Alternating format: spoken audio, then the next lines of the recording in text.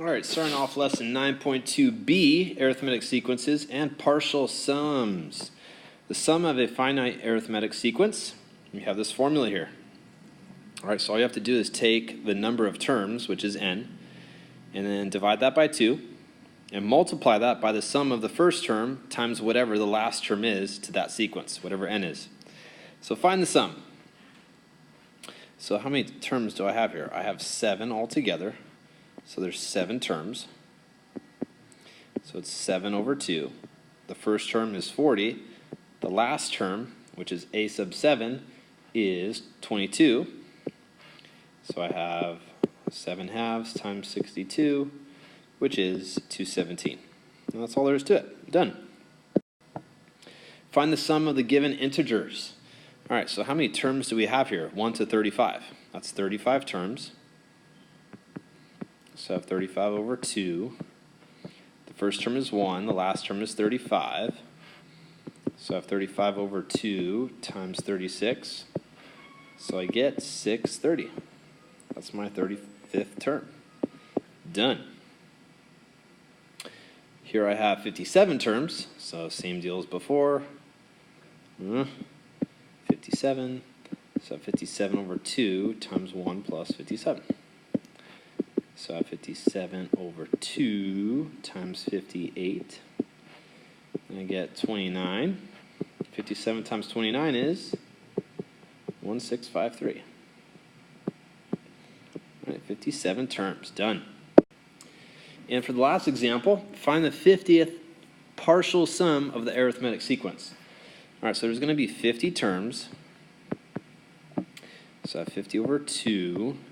And then the first term is negative 6. All right, here's the big question. How do you figure out what the last term is? That's where this formula comes into play. All right, from the last lesson. So I need to figure out what the 50th term is. The first term is negative 6. N is 50. And D is, I don't know. What is D? Well, all I have to do is go over here, because I know it's an arithmetic sequence, and just say negative 2 minus negative 6. That gives me negative 2 plus 6, which is 4. That's my D. That's my common difference. So my D is 4. All right, if I work all that out, I end up with a sub 50 equals 190. All right, so it's going to be plus 190 here.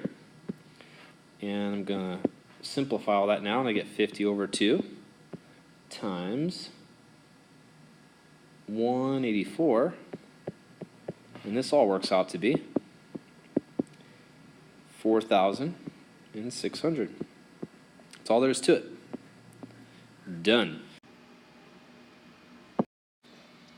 Okay, looking at this problem, find the partial sum.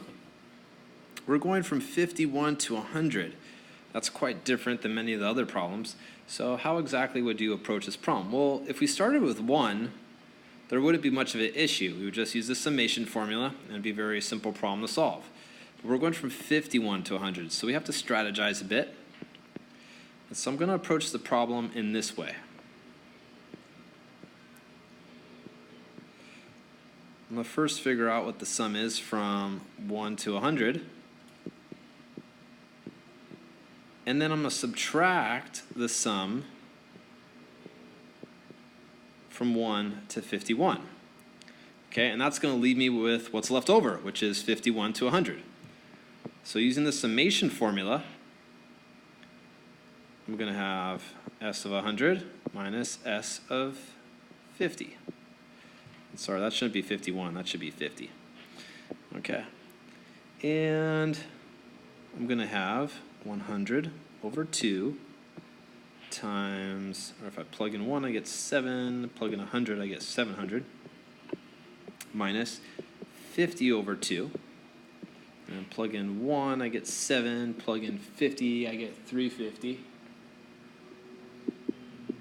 All right, just be careful with your calculations.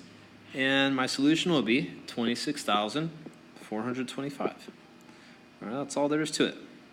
All right, once again, you first find the summation of all the terms from 1 to 100, and then you subtract the summation of all the terms from 1 to 50, and that leaves you with what's left over. All right, done. Begin the assignment at the bottom of the page.